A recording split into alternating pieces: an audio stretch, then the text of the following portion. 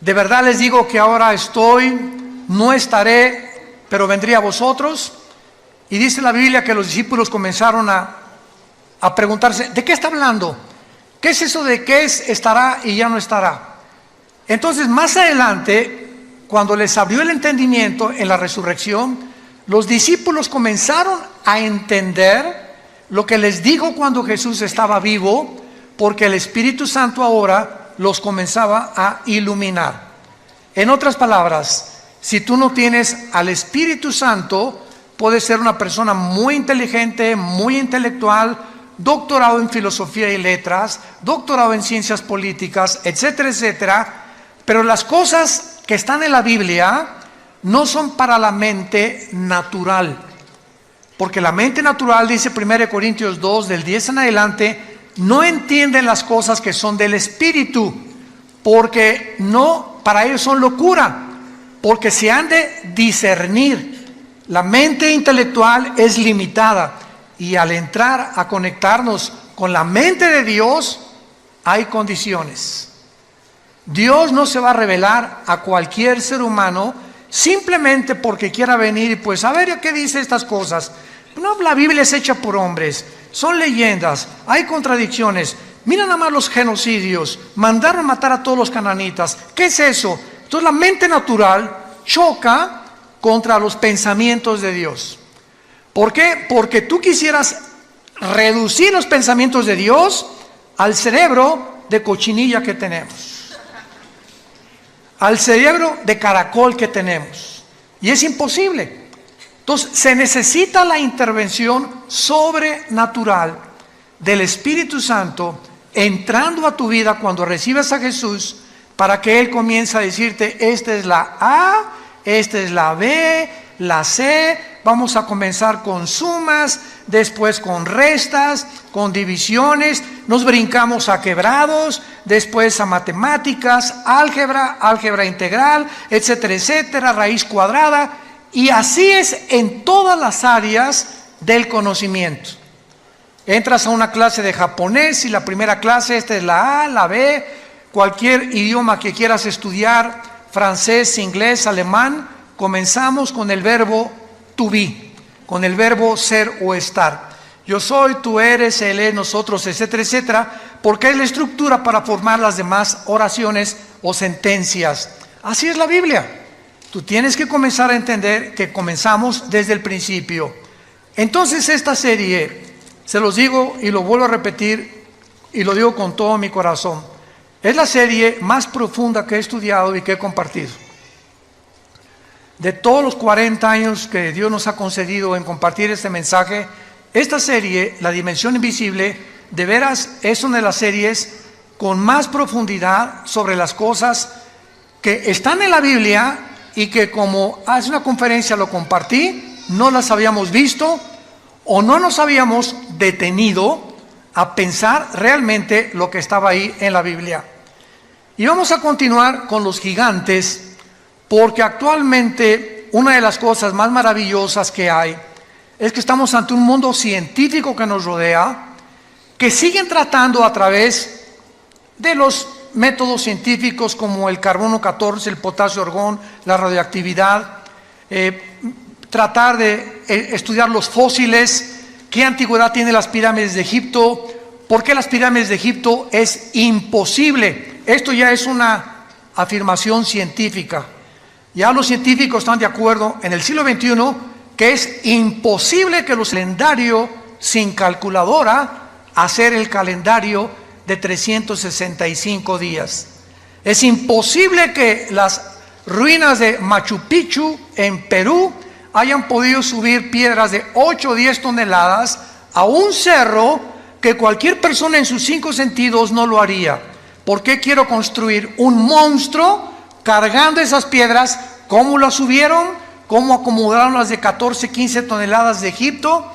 El sistema de impermeabilización que tiene las pirámides de Giza en el Cairo, han pasado 4.500, 5.000 años y no les ha afectado la erosión, el polvo, la lluvia. ¿Cómo es que están alineadas todas a la constelación de Orión y a las estrellas en el cielo? de una forma matemática y científica, cuando la astronomía, hasta Galileo Galilei, es la única explicación que el mundo tiene. ¿Cómo es posible que hace 4000 años tuvieran un conocimiento cuando en el siglo XX comenzamos a descubrir las grúas, comenzamos a descubrir los métodos tecnológicos para construir, para cargar, etcétera, etcétera, para medir, para observar las estrellas, las calculadoras, las computadoras? ¿Cómo es posible que la gente haya sido más inteligente hace 4500 años que los seres humanos del siglo XXI con los instrumentos y la tecnología que ahora nos ayuda a poder discernir y construir? Entonces, ustedes, señores maestros de la universidad que nos escuchan, que enseñan a sus alumnos que venimos del Chita, que el hombre está evolucionando, por favor, es una contradicción histórica, porque la historia demuestra lo contrario, que antes eran más inteligentes que nosotros, y ahí está la prueba. Entonces, ¿cómo es posible que digamos que venimos de las cavernas? Pues claro que hay cavernarios y hay tribus todavía en el África y en las islas alrededor del África y de Australia que viven como en la edad de piedra, pero no significa que todos venimos de ellos. Entonces nos damos cuenta que el hombre tiene una contradicción cuando se mete a estudiar realmente la Biblia. Y cuando venimos a este libro nos habla y nos confirma que efectivamente hubo extraterrestres en el mundo. Pero esos extraterrestres no son marcianos, ni jupiterianos, ni saturnianos, ni venusinos, sino que este mundo fue visitado por ángeles caídos que produjeron monstruos.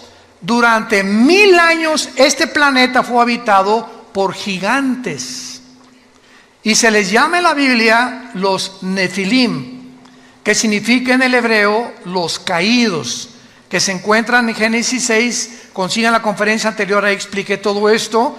Una mezcla genética entre la semilla de Satanás a través de los ángeles y las mujeres, que la misma Biblia en el libro de Judas, antes del Apocalipsis, nos explica, porque la Biblia no es de interpretación privada, que estos ángeles fueron en pos de vicios, igual que los sodomitas, contra naturaleza. Y entonces, así como Sodoma y Gomorra son conocidas, dos ciudades destruidas por Dios, porque el hombre dejó la hombría, que en lugar de la hombría es ser atraído por una mujer, el hombre comenzó a sentirse atraído por el hombre, las mujeres por las mujeres, y en ese momento el ser humano pierde la brújula y comenzamos a desconectarnos de nuestra realidad. Y si tú como hombre tienes el cromosoma Y que determina el sexo masculino, eres hombre. Y si tienes los cromosomas XX, eres mujer. Entonces, si tú tienes genéticamente un cromosoma que es el que determinó tu género, y tu mente te dice que no eres genéticamente lo que la ciencia y la naturaleza dice, tu vida es una lucha no contra Dios, contra la naturaleza, contra tu propia naturaleza, y claro que consecuentemente contra Dios, porque Él es el que nos creó. Entonces, todos estos conceptos que encontramos en la Biblia, nos damos cuenta también que en Génesis 3, versículo 15, la primera profecía del Mesías, Dios le dice a Satanás: tu semilla tendrá guerra contra la semilla de la mujer. Vemos dos semillas.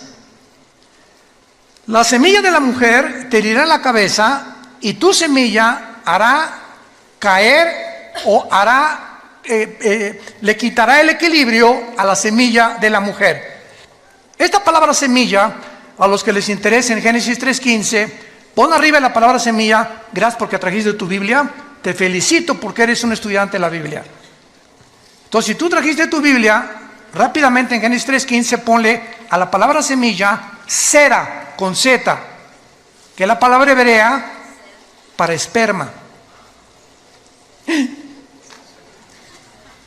Ya comenzamos, ¿verdad? Hoy, pero lo he visto tantas veces, no me he fijado en eso. Les digo que hay tantas cosas en la Biblia, enigmáticas, misteriosas, que hasta que en 1954, por el amor de Dios, hasta el siglo pasado que se descubre el ADN, el código genético que cada célula de nuestro cuerpo contiene, con toda la información de nosotros, comenzamos a entender lo del esperma y lo de la genética, etcétera, etcétera, lo de la herencia.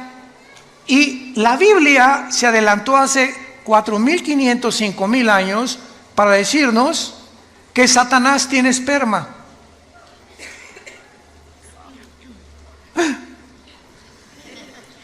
No me mires, en tu Biblia y en mi Biblia lo dice. La semilla de Satanás vendría el anticristo, y de la semilla de la mujer vendría el Mesías. Y comenzamos a interrogarnos. Eso es estudiar profundamente la Biblia. A ver, me voy a detener nada más en este versículo. Número 1, dos misterios. 1, la mujer no contiene la semilla.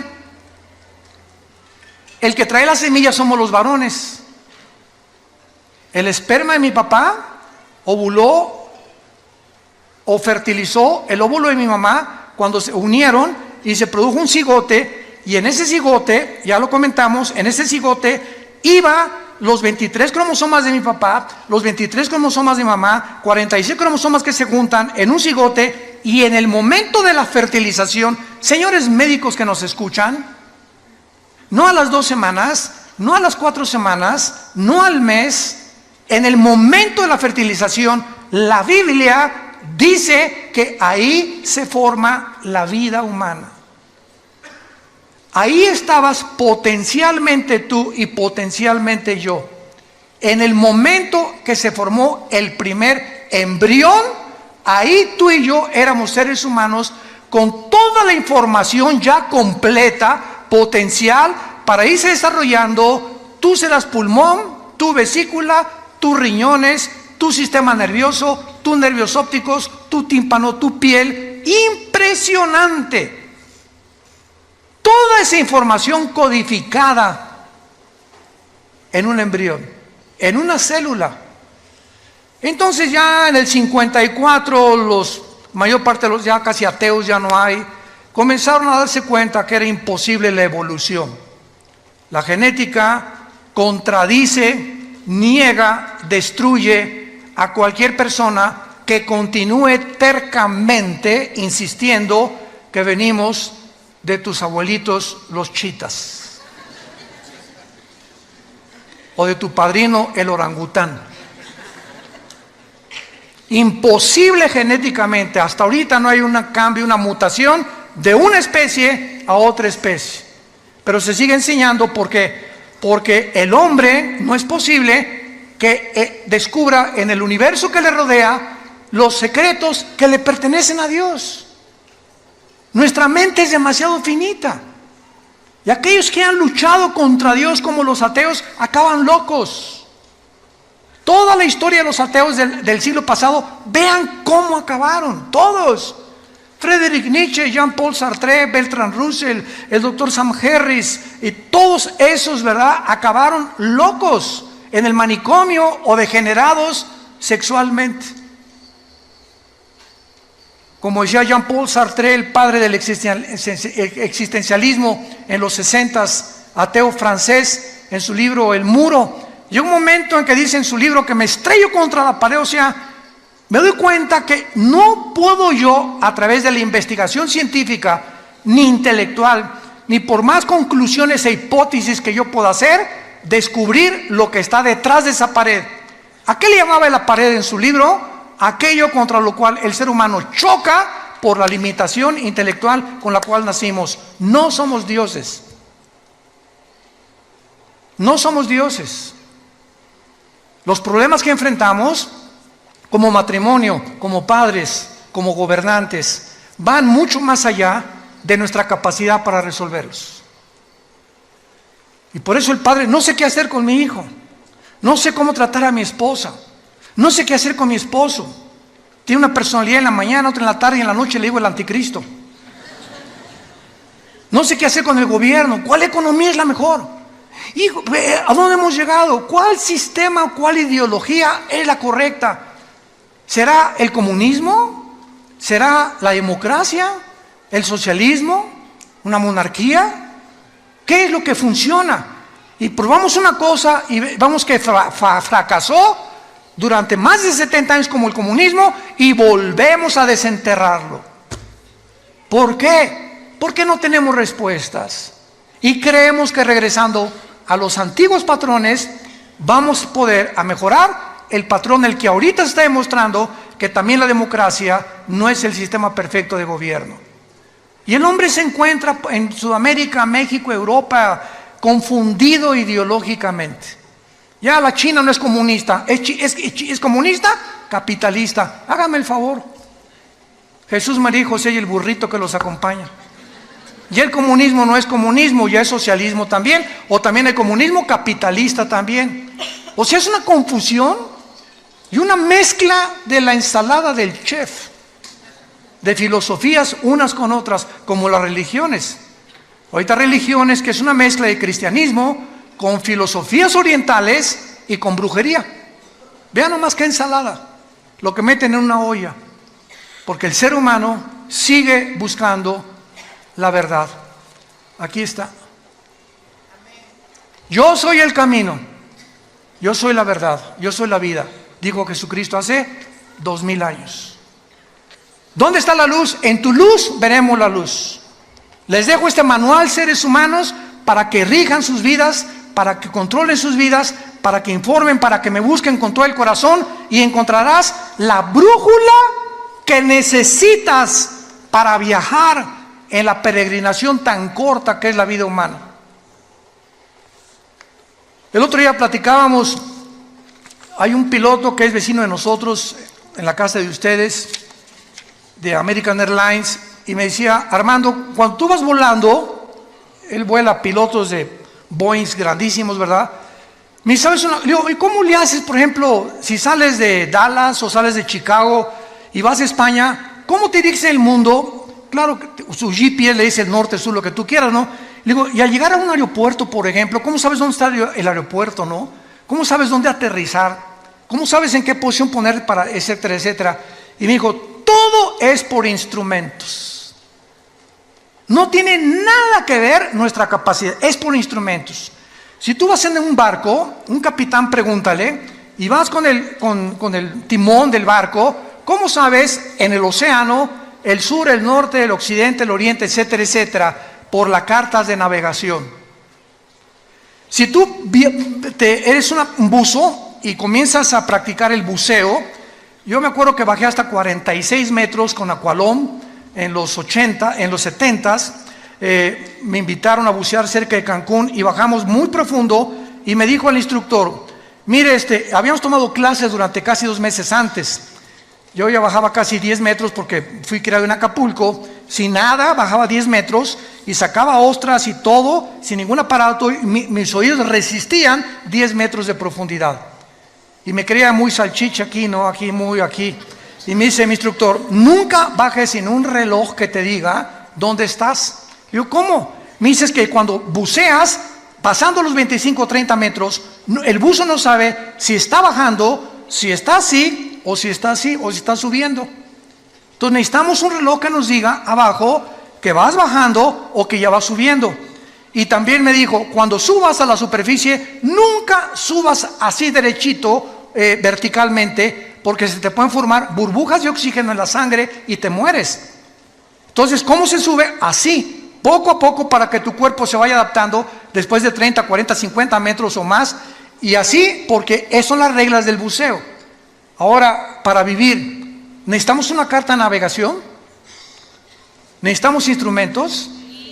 ¿Saben ustedes que sin esto estás perdido? Y esta es la razón por la cual tu vida está naufragando. Porque estás en un océano, que es la vida, donde a tu familia la estás llevando a los arrecifes tal vez. Vas volando con tu familia en un avión sin saber a dónde vas a llevar a tu familia. Porque según tus suposiciones estás bien, pero no has querido tener la humildad que choca contra tu orgullo de reconocer que necesitas a Dios. Y estás buceando con tu familia y estás hundiendo a tu familia en lugar de estar sacándola a la superficie. ¿Por qué? Porque no tienes cartas ni instrumentos que te digan a dónde dirigirte. Entonces, si Dios existe, es lógico que nos haya dejado un manual, y es la Biblia. El primer libro en haber sido impreso en la imprenta de Gutenberg. El primer libro en haber sido impreso. El libro más vendido y más traducido a más dialectos y el más vendido de casi después de 1500 años en las librerías. Sigue teniendo el récord de ventas en el mundo. Es el bestseller. Y casi la mayor parte de las personas que la compran la Biblia, la tienen en su casa llena de polvo. Ahí la tienen de vez en cuando. No, pues sí, ¿verdad? Porque no han sido movidas por el Espíritu Santo a descubrir y a comenzar a caminar con Dios. Si tú le dedicas 15, 10, 20 minutos en la mañana y antes de acostarte a leer la Biblia. Muy bien. Vemos nosotros en el Antiguo Testamento que cuando se mezclaron los ángeles con las mujeres, Génesis capítulo 6, no sabemos qué pasó. Lo único que sabemos es que hubo un producto. Mezcla ángeles, seres humanos. Hubo un producto que se llamaron los gigantes. Génesis 6, versículo 4. Y estos gigantes se tradujo de la palabra Nefilim. Nepilim, N de enana, P de papá, con H intermedia. Nepilim, que significa los caídos. Estos Nefilim o estos gigantes estuvieron desde el tiempo del diluvio hasta el tiempo de David. Recuerden en 1 Samuel 17 que uno de estos descendientes de los gigantes, de los Nefilim, se enfrentó al ejército de Saúl, ¿se acuerdan? Es una historia de la escuela dominical. Y entonces este gigante se llamaba Goliat y tenía 4 otros hermanos de gigantes. Y David se enfrentó con él y sabemos la historia con la onda, ¿verdad? Que le pegó aquí exactamente en el entrecejo y cayó el gigante, agarró David la espada y le cortó la cabeza. David fue el último en la Biblia que terminó con la raza de gigantes. Ahora bien, vayamos a introducirnos un poco más en la Biblia. Veamos en el libro de Deuteronomio a estos gigantes que tal vez tampoco ni siquiera se predica de esto, desgraciadamente. Vamos a comprobar y a corroborar de qué manera poblaron el mundo antiguo y de qué manera estos gigantes eran enemigos tanto de Dios como del pueblo de Dios. Y estos gigantes también fueron los que impidieron o trataron de impedir que cuando Moisés, Números capítulo 13, envía a los espías, ¿se acuerdan? A Canaán. Se encuentran con estos gigantes en Canaán, tenían controlado Canaán, que era la tierra que le correspondía al pueblo de Israel, y regresan con Moisés. Moisés no, Canaán está, unos hombres parecíamos langostas comparados con ellos. Y solo Josué y Caleb dijeron, el gigante más grande es Dios. Y si Dios es nuestro gigante, es más grande que estos gigantes y podemos entrar a Canaán. Que es la mentalidad que el cristiano tiene que tener. Pero vamos a ver algunos pasajes en la Biblia para que hagamos estos descubrimientos maravillosos. En Deuteronomio capítulo 2, versículo 10 y 11, dice así: los emitas habitaron en ella antes, pueblo grande y numeroso y alto, alto como los hijos de Anac.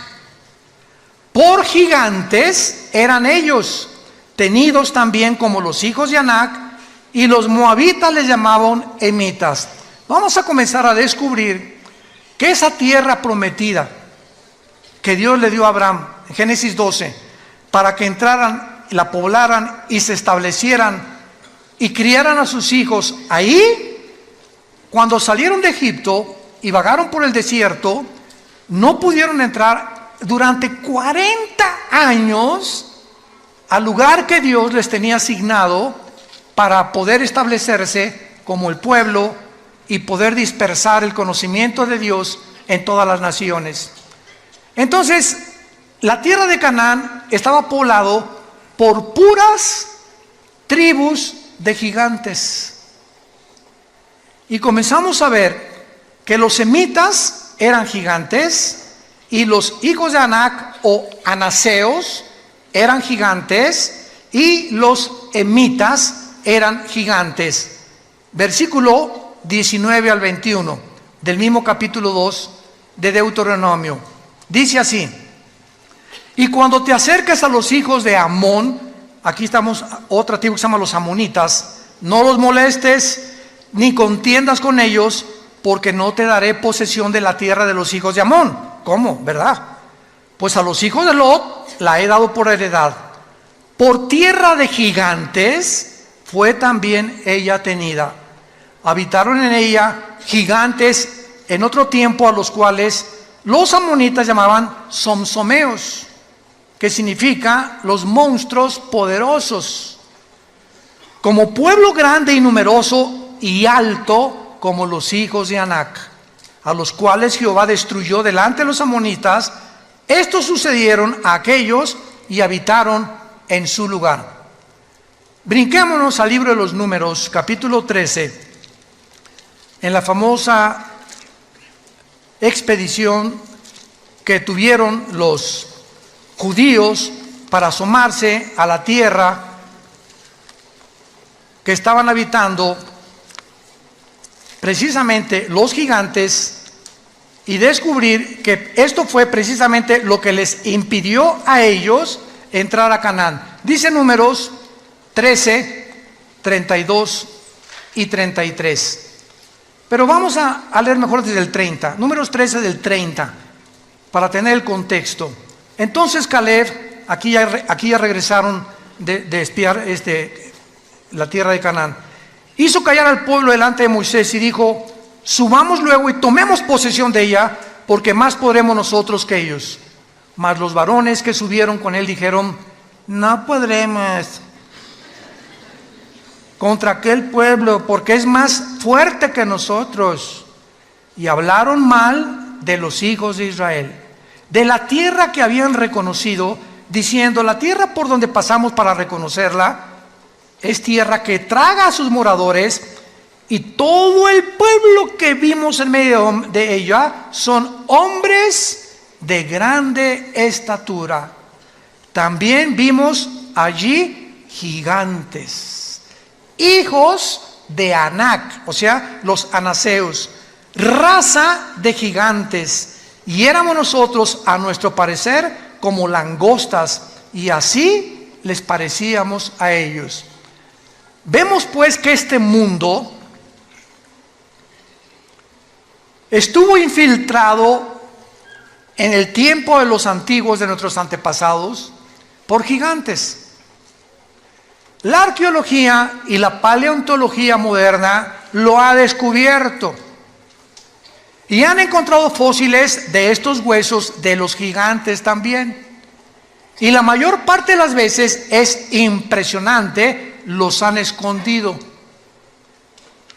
Porque en el día que realmente se demuestre que no venimos del chango, ni del cavernario Galindo, ni de los cavernícolas, etcétera, etcétera, sino que hubo algo que ayudó a nuestros antepasados a dejar su huella en las pirámides de Egipto, en Machu Picchu, en Stonehenge en Inglaterra, cerca del mar de Galilea en Israel, en los mayas aquí en nuestra población, en el continente americano. Entonces la pregunta de los científicos es: ¿de dónde salieron?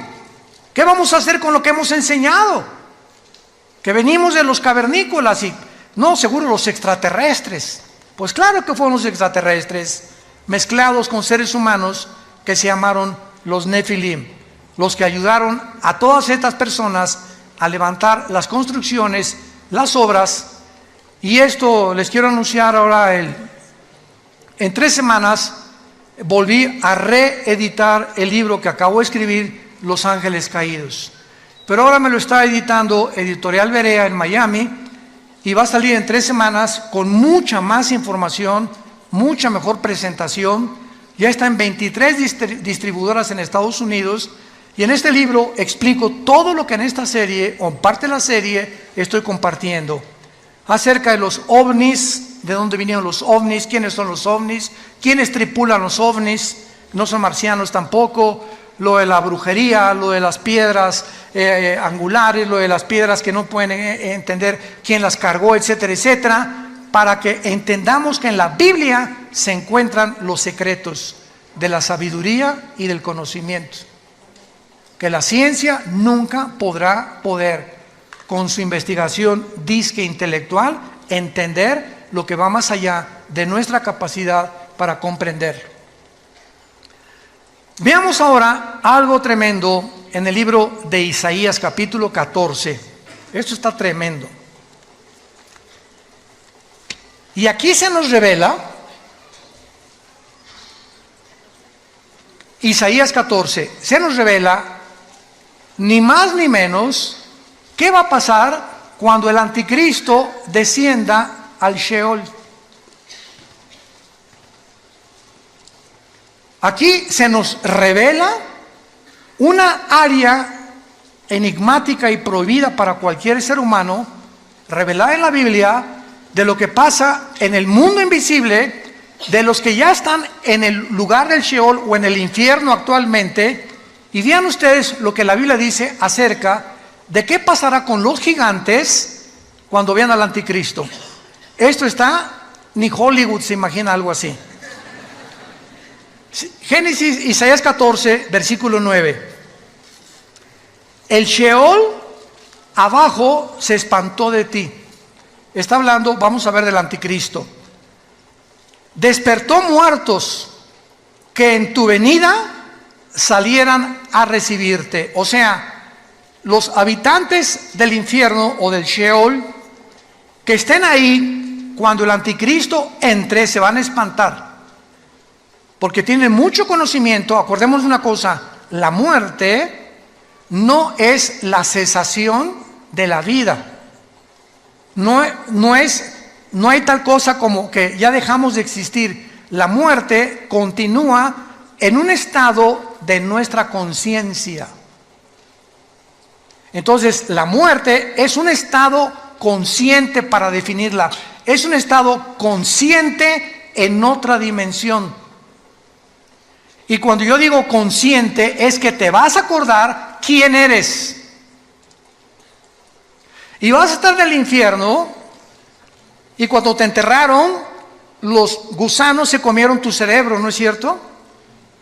Se comieron lo que te quedó de tu sangre, tus ojos, en fin, todo. ¿Cómo es posible que en el infierno recuerdes si tu cerebro se lo comieron los gusanos?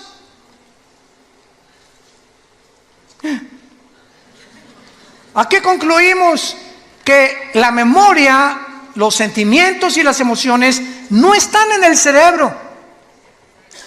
Continúan estando con nosotros sin el cerebro que teníamos, por lo que pertenecen a la dimensión espiritual. Como los sueños. Los sueños son viajes. No marihuanos, ¿verdad? Desde luego. A menos que, quién sabe que te metes antes de acostarte, ¿verdad? Pero hacemos viajes con lugares, personas. Estamos en un mundo, estamos en una dimensión que el cerebro, así como el hígado produce la bilis y el estómago los jugos gástricos, el cerebro no produce los sueños ni los pensamientos tampoco. Los pensamientos trascienden al cerebro, y en la neurología se ha tratado, pues aquí en esta zona del hemisferio izquierdo del cerebro hay esto, en el derecho hay esto. Estas cosas son lo que más o menos han tratado de ver que está conectado. Pero nos damos cuenta que la Biblia nos muestra que los muertos están conscientes. ¿Y cómo lo pueden estar si mi cerebro está en la tumba? ¿Cómo puedo ver en la otra vida si mis ojos se los comieron los gusanos? Y en la otra vida, la Biblia nos relata que los muertos tanto los que están en el cielo como los que están en el infierno, ven, oyen, están conscientes. Mantenemos la conciencia durante toda la eternidad, para bien o para mal. Aun cuando nosotros, cuando muramos, ¿verdad?, con Cristo, dichosos los que mueren en Cristo porque han descansado de sus obras del pasado, mantenemos la conciencia, pero dicen en Isaías que será renovada nuestra mente, nuestra conciencia, porque tendremos un cuerpo como el de Cristo cuando Él resucitó, glorificado como el de Él. Isaías 14: el Sheol se espantó, despertó muertos que en tu venida salían a recibirte, hizo levantar de sus sillas a los príncipes de la tierra, a todos los príncipes de la tierra y a los reyes de las naciones. Qué interesante que mientras estamos en vida anhelamos puestos políticos. Quisiera yo ser rey. Yo sueño con un príncipe azul. Y ahorita los príncipes azules, como el príncipe Harry y Meghan, huyeron del palacio. No quieren saber nada de la monarquía. No sabes el precio que se paga viviendo en unas condiciones bajo la realeza y los protocolos. Le decían a Meghan: tú no puedes usar zapatos abiertos, tienen que ser cerrados, chiquita. Cuando cruces las piernas, que tu falda llegue 5 pulgadas y no las puedes cruzar. Siempre te tienes que sentar derechita así. Tienes que usar estas cosas, no puedes decir estas cosas. Una serie de mandamientos y cosas que dijo a Dios. Y eso fue lo que le pasó a la mamá del príncipe Harry, a la pobre princesa Diana. También la princesa Diana salió, él como su mamá, imitó a su mamá, salió corriendo del palacio. Y más cuando supo, ¿verdad?, que su esposo con el que se casó ya andaba con otra, ¿verdad? Y se fue a buscar, ¿verdad?, a la pobre princesa Diana, fue con la Madre Teresa, fue con los pobres. Bueno, vemos todas estas cosas. Entonces, qué interesante que encontremos aquí que el Espíritu Santo, a los primeros personajes que nos retrata, son a los gobernantes y a los reyes. Y nos damos cuenta que al que mucho se le da, mucho se le va a pedir. Entonces, cuidado políticos que nos escuchan, cuidado jueces que nos escuchan, cuidado personas que tienen en su poder la autoridad de juzgar, de meter a la cárcel, de sacar a la cárcel, porque Dios los va a juzgar con una vara mucho más grande. Porque esta autoridad es delegada, no es de ellos, es delegada por Dios. Romanos 13, no hay autoridad más que de parte de Dios, y las que hay por Dios ha sido establecida. De manera que el que resista a la autoridad resiste a Dios. Por eso se nos manda someternos a nuestros gobiernos. Que mi gobierno es comunista, mi gobierno es socialista, mi gobierno es esto, mi gobierno es el otro. Oremos por el gobierno, oremos por nuestros gobernantes. Lo único que va a cambiar es la oración. Nada va a cambiar a México, ni a Guatemala, ni a Estados Unidos, ni a Inglaterra, más que nuestra vida. Y así como tú ves, mi oración le podrá cambiar las cosas. Tan chiquita que soy, tan chiquito que soy, ¿me oirán los ángeles también? No, los ángeles no te están escuchando. Te está escuchando Dios, Jesús y el Espíritu Santo. Y así como estás de chiquita y pareces que no valemos nada, cuando nos hincamos, movemos la geografía cósmica y movemos el cosmos con la oración de un solo santo. Puede mucho, al grado que Elías detuvo la lluvia 3 años y medio. Pero ya no soy Elías, me dicen Pancho. Dice en Santiago capítulo 5, Elías oró y la oración del justo puede mucho. Dándonos un ejemplo nada más, que cuando tomas en serio a Dios, no te imaginas el poder de la oración.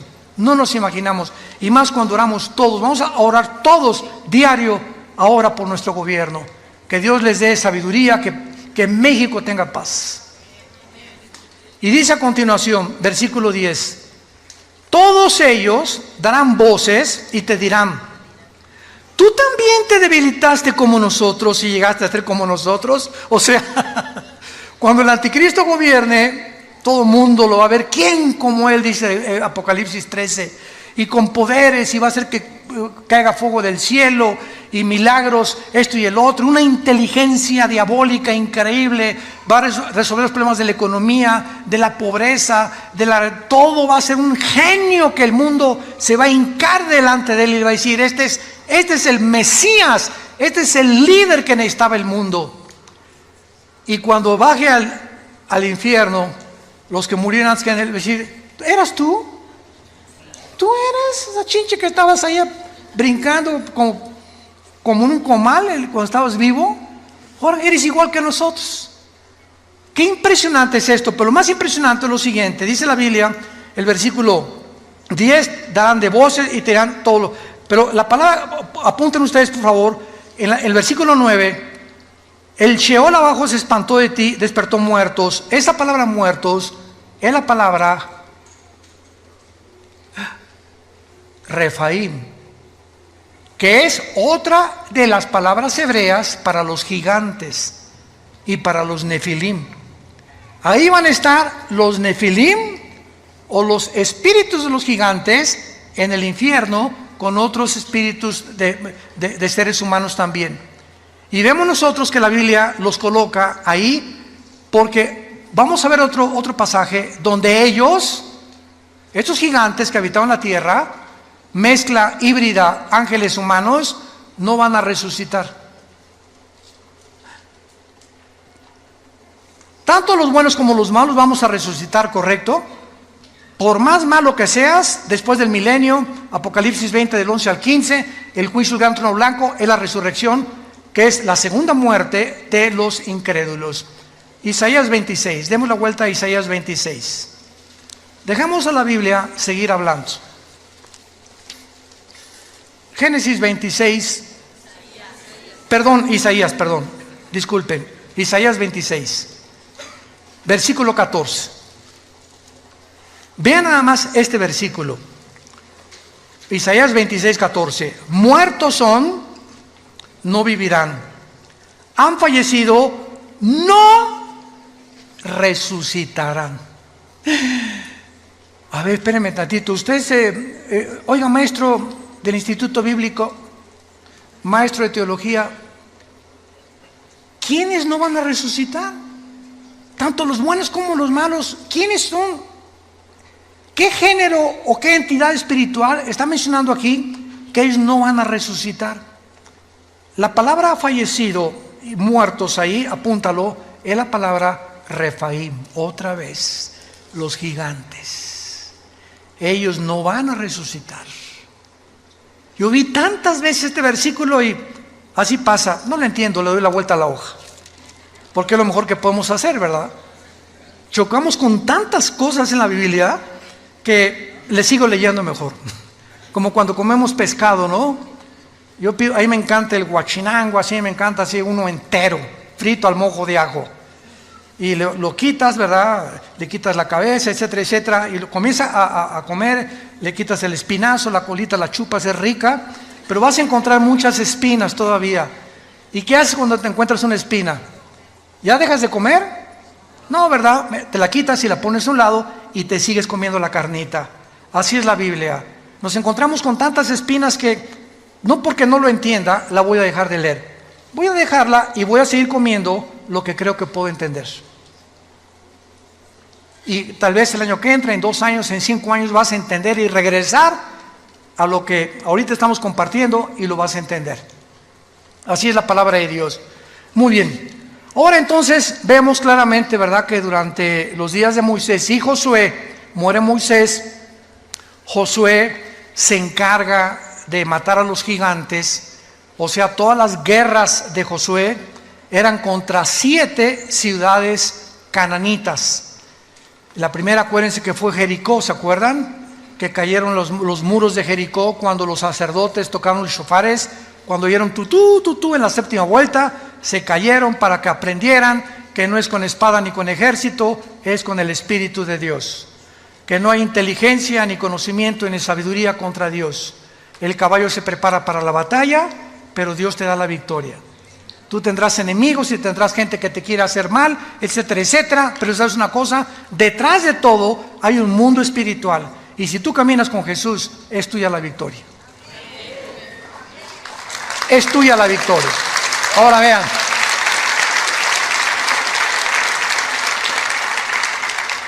Josué, todo el libro de Josué se trata precisamente de la lucha contra los cananitas. Y termina Josué, ¿verdad? Y no terminó la lucha contra los cananitas, simplemente porque después de Josué vino una época que se llamaron los jueces. Y los jueces, todos fracasaron, entre ellos fue Sansón, Gedeón, que son muy famosos. Israel pecaba contra Dios, Dios los juzgaba y les mandaba un juez. Pecaba contra Dios y les mandaba un juez. El libro de los jueces es el libro más oscuro, donde las tinieblas más grandes cubrieron la tierra de Israel. Y entonces después de los jueces, pues ya vinieron, ¿verdad?, el primer rey que Dios les manda a Saúl, que Dios no quería que Saúl fuera rey tampoco. Vino David, que era el ungido de Dios, y después de David vino Salomón. Y fue hasta el reino de David. Vayamos a 2 de Samuel, capítulo 21, y veamos cómo fue David el que acabó con esta raza de gigantes. Por eso se le llama a David el guerrero más grande de la Biblia, a Salomón el hombre más sabio.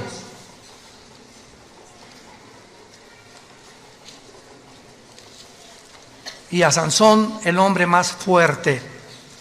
Lo curioso de que el hombre más sabio de la Biblia, Salomón, el guerrero más fuerte de la Biblia, David, y el hombre más fuerte que cargaba una puerta casi de 150 kilos y con una quijada mataba leones, Sansón. Estos tres hombres los venció una mujer. Con razón tanto feminicidio, ¿verdad? Una sola mujer fue la causa y Dios lo deja. Y lo interesante también es que, ¿se acuerdan quién venció a Sansón, verdad? ¿Sabes qué significa Dalila? La que debilita a los hombres. Cuando un hombre casado, porque David tenía esposa y Salomón tenía, pero bastantitas, etcétera, etcétera, cuando comenzamos a poner nuestros ojos y apartarlos de nuestro matrimonio, no nos imaginamos los hombres casados. ¿Para qué es esta argollita? Cuando tu esposa salga de viaje, asegúrate que la lleva. Esta argollita, cuando vas en el avión, cuando vas a una reunión, un restaurante, cualquier mujer que ve en un hombre esta argollita, a la mujer le dice que estás fuera del mercado. Y si una mujer trata de coquetear con un hombre que trae esta argollita, te estás metiendo en los terrenos de Satanás. Coquetear con un hombre casado, no te imaginas, no te la vas a acabar. Y peor el hombre, desde luego, ¿verdad? Pero precisamente esto es la marca que llevamos para de alguna manera estar protegidos, que ya no estamos en el mercado y que el dueño de mi vida, claro que es Dios, pero yo me debo a una sola mujer, ella a mí. Y si nosotros entendamos esto, aunque está fuera del tema, ahorita me está viniendo a la mente, nunca Dios va a bendecir a un hombre así y a otra mujer así. Nunca. La bendición es a los dos. Si tú estás por acá, yo soy muy espiritual, mi esposa es una carnalota, o yo soy muy espiritual y mi esposa, hasta que no arreglen sus problemas y no caminemos los dos juntos, no esperemos ser guiados por el Espíritu Santo, ni que haya bendición sobre tu familia. Te engañas completamente. Los dos tenemos que caminar, y se los digo a mis pastores, porque hay pastores que la obra de Dios y el evangelismo y esto y el otro, y la familia pasa a segundo lugar. Cuando la familia pasa a segundo lugar, Dios no bendice a ese pastor, ni a ese misionero, ni a ese hombre, por más que se parezca a San Francisco de Asís. Es al matrimonio a quien Dios bendice. Y si no nos cae el 20 y no entendemos estas verdades espirituales, vamos a fracasar en nuestro caminar con Cristo. Dice 2 Samuel 21, versículo 15, volvieron los filisteos a hacer la guerra a Israel, descendió David y Isbi Benob, uno de los descendientes de los gigantes, estos eran hermanos de Goliat, cuya lanza pesaba 300 cielos de bronce, versículo 17, mas Abisaí, hijo de Sarbia, llegó con su ayuda e hirió al filisteo y lo mató. Versículo 18, otra segunda guerra hubo después en Gob contra los filisteos. Entonces Sibecaí en Jueces capítulo 1 se menciona que pertenecía a la raza de los gigantes también. Mató a Sal, quien era hijo de los descendientes de los gigantes. Y hubo otra guerra en Gob contra los filisteos, y hijo de Laare, Orejim de Belén, mató a Goliat Geteo, el asta de cuya lanza era como rodillo de telar. Después hubo otra guerra en Gad, donde había un hombre de gran estatura, el cual tenía 12 dedos en las manos y 12 dedos en los pies, 24 por todos, y era descendientes de los Refaim, o de los Nefilim, o de los gigantes. Este desafió a Israel y lo mató Jonatán, hijo de Simea, hermano de David. Estos 4 gigantes eran descendientes de los gigantes de Gad. Acuérdense que Goliat era de esta tierra, venía de Gad. Si leen 1 Samuel 17, los cuales cayeron por mano de David y por manos de sus siervos. Damas y caballeros, familia de Dios, estamos en una guerra cósmica. Y solamente hasta que tú llegues a tomar en serio las Escrituras, tu familia...